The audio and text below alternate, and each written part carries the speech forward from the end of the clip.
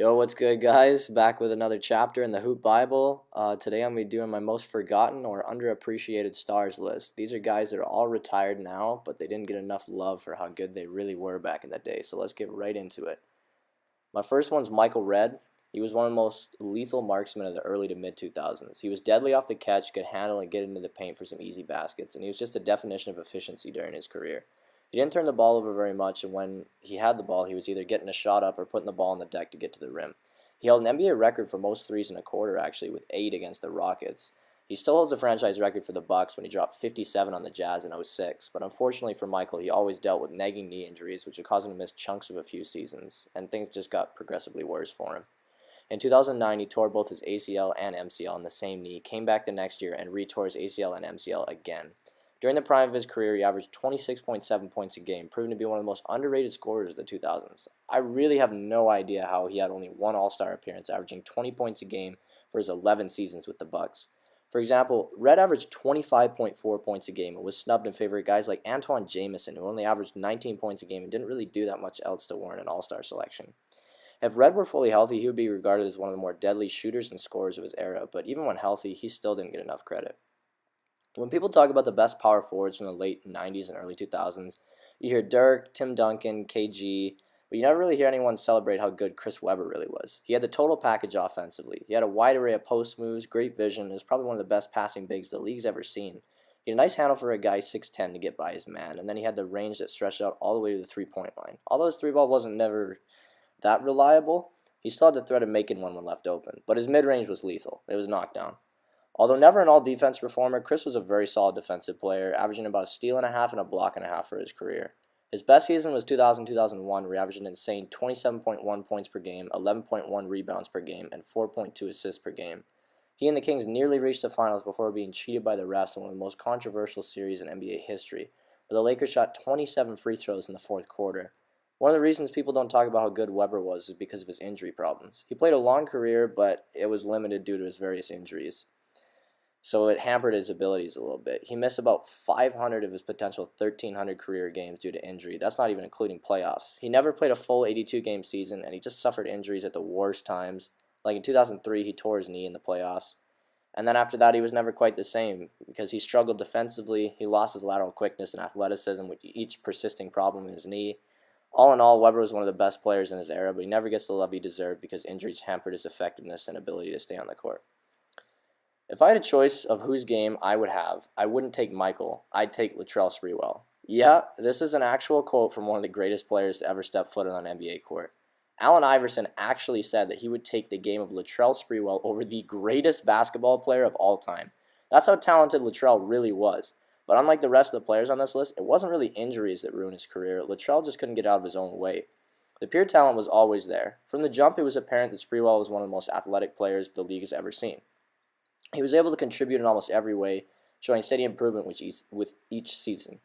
Latrell was given a perfect opportunity with coach Don Nelson, one of the most brilliant offensive minds the league's ever seen. He was given the ball and allowed to be a playmaker for a dynamite Warriors offense. Coach Nelson even endorsed Spree as possibly the best player he's ever coached, which is high praise for the winningest coach in NBA history. His best season, he averaged 24.2 points per game, 6.3 assists per game, and 4.6 rebounds, while taking home All-NBA second-team honors. Right after the best season of Spree's career, though, they hired P.J. Carlesimo, which proved to be the ultimate blemish on Latrell's career, as he hated P.J.'s coaching style, and it all blew up one day when he choked this coach out, resulting in a 68-game suspension. He was able to regain his footing with the Knicks after nobody really kind of wanted to deal with him because he was a firecracker. He was eventually traded to the Knicks, and he led the Knicks to the finals as an 8th seed in his first year. He was always a productive player, but he was never able to maximize his talent due to his various legal issues.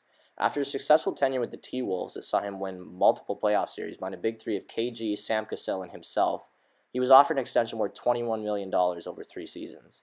He declined it, stating that he had a family to feed. He never played another NBA game after that. Spree was a firecracker both on and off the court, and that cost him a lengthy and successful NBA career. Now, Grant Hill was one of the original point forwards, being a 6'8" matchup nightmare for any opponent. He had a great handle and superior athleticism to get to the rim against almost any matchup. He did lack a consistent jumper until later in his career, but his young years, it really didn't matter because he was much more athletic than pretty much anyone in the league at the time.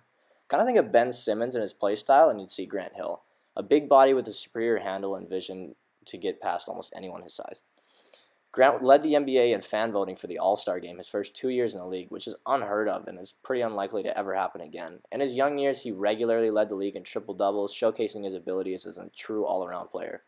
He was one of 3 players to lead his team in scoring, rebounds, assists, and he led the NBA in assists for non-guard players. Grant Hill was on pace to become one of the greatest all-around talents the league's ever seen. In his first 6 seasons, he had 9,393 points, 3,417 rebounds, and 2,720 assists. Numbers only eclipsed by LeBron and the Big O, 2 of the greatest players to ever step foot on the court. Then his injuries began to pile up and his Hall of Fame career was derailed. Grant had a serious ankle injury that caused him to miss most of his first 3 seasons with the Magic. The doctors had to refracture Grant's ankle to realign it with his leg bone. The procedure went about as bad as one could expect, and after a few days, Grant had a fever of 105 and was rushed to the hospital. It was determined that he had a potentially life-threatening infection to his ankle. During the following seasons, he began to be healthy again until another problem would occur. Groin injuries, and then he had surgery for a hernia. Grant just didn't have any luck, man. In his twilight years with the Suns, he was fully healthy, and he was able to play 80-plus games 3 times. And he did find some playoff success with Steve Nash, but nobody can really help but wonder just how good Grant Hill would have been if he didn't deal with so many injuries. That Magic team with prime T-Mac and Grant Hill would have been nasty. They would have been a force in the East, and it just sucked that Grant was never even able to play 70 games with the Magic. He also missed about 400 games in his career due to injuries, and he would have some numbers to match up with some of the greatest to ever play if he had an injury-free career. You always hear the same names when people discuss the greatest long-range marksmen of all time. You hear Steph, Clay, Reggie, Ray Allen. But why not Peja Stojakovic? He was a 40% three-point shooter for his career and ranked 16 all-time in three-pointers made with 1,760. I know you're probably thinking, well, he's only 16th on the list, so why would he be mentioned with the greatest shooters ever? Well, out of all the people on that list, Peja played by far the fewest games to get 1,763s in his career, other than, obviously, Steph Curry, who just is unfair at shooting, and he's only needed 625 games to make over 2,000 threes, which is just insane. Peja would have been a lot higher on this list if he had a career that lasted maybe, say, 1,200 games. If we look at some of the math here, if Peja hit about 1.5 threes per game and played another 400 games, his numbers on this list would be crazy high. Even if Peja's last season with Dallas, in limited minutes, he hit 1.7 threes per game. So it's not crazy to say that Peja, he couldn't keep the production up. If he hit 1.5 threes for 400 games, that's another 600 threes to his total, and this isn't even including playoffs. That'd give Peja 2,360 career threes made, which would place him 3rd all-time. Even then, it took Reggie Miller and Ray Allen 1,300 or more games to make the amount of threes that they did. Peja retired early due to reoccurring back and neck problems, but if he had an end to his career similar to, say, Ray Allen's, a sniper off the bench for a contending team, his numbers on the three-pointers made list would be a lot higher. Other than his rookie season, Peja never shot below 37% from deep, and it's crazy considering he was a strict catch-and-shoot player. Everyone knew he was going to shoot when he got the ball, but they couldn't stop it because he was just a 6'9" pure shooter. Peja was even 2nd in the league in scoring his best year, averaging 24.2 points per game, 6.3 rebounds, 2.1 assists, and even a respectable 1.3 steals while shooting a crazy 43% on threes with 7 attempts per game. He was 4th in MVP voting that season and made All-NBA second team and led the league in threes made, hitting 240. Peja was a key cog in those Kings teams that nearly made the finals in the early 2000s, and he enjoyed quite a bit of playoff success during his career, proving to be that guy that could knock down big shots in key moments of huge games. He's also the only player in NBA history to score the first 20 points for a team. And finally, in 2011, Peja came off the bench for an underdog Maverick squad and proved to be huge, scoring over 20 points a few times and bringing his usual knockdown shooting into the game that could change the game. The Mavs won the championship that year, capping off a remarkable career for Peja, and he retired after the season. If Peja would have played as many games as, say, Reggie or Ray, he would be right at the top of the list with those guys. So next time you talk about the greatest shooters of all time, don't forget about Peja, man. He'd probably be even better in the NBA today with the way the 3 ball is utilized. Now, the final player I got is the original Zo. No, it's not Lonzo, but it's Alonzo Mourning, one of the most underrated centers of his generation. He has some of the best shot-blocking instincts of any big man ever. This guy once blocked 27 shots in a high school game. That's 27 more blocks than I ever had in a high school game. His career average of 2.81 blocks per game is the 5th highest in NBA history, and the guys ahead of him are Mark Eaton, Manute Bol, Hakeem, and the Admiral. Pretty good company to be in, and Zo's by far the shortest guy out of all of them, making it even more impressive that at 6'10" he could block almost 3 shots a game for his entire career. His offensive game can't be slept on either, as he averaged over 20 points a game in his first 8 seasons, and during that same span he averaged over 10 boards and about 3 blocks. The man is a two-way star. He was tough to handle on the low block, he could shoot the mid if he was open, and he's just one of the hardest working guys in the league.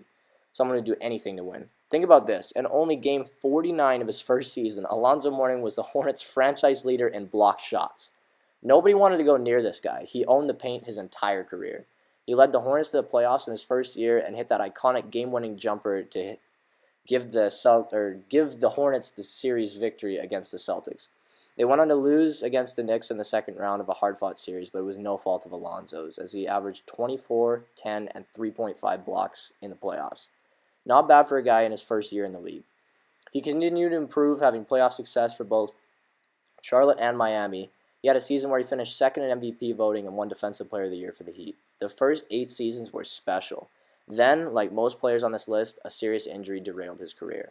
Prior to the 0-1 season, Zoe was diagnosed with a kidney condition that caused him to miss the first 5 months of the season and was never able to replicate his gaudy numbers again. His condition worsened, he had to miss the entire 2002 and 2003 season. Prior to the 2004 season, the kidney condition worsened and he was forced to retire. He eventually came back and was able to be a steady contributor, but he has physical limitations and his hustle and defensive instincts, they would never leave though.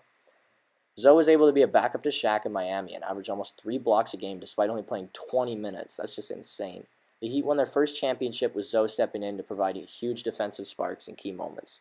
He began next season on a strong note, but then tore his patellar tendon in his right knee and retired from the game after that season. Zoe was one of the best pure rim protectors the league has ever seen, and he had a motor that would never quit.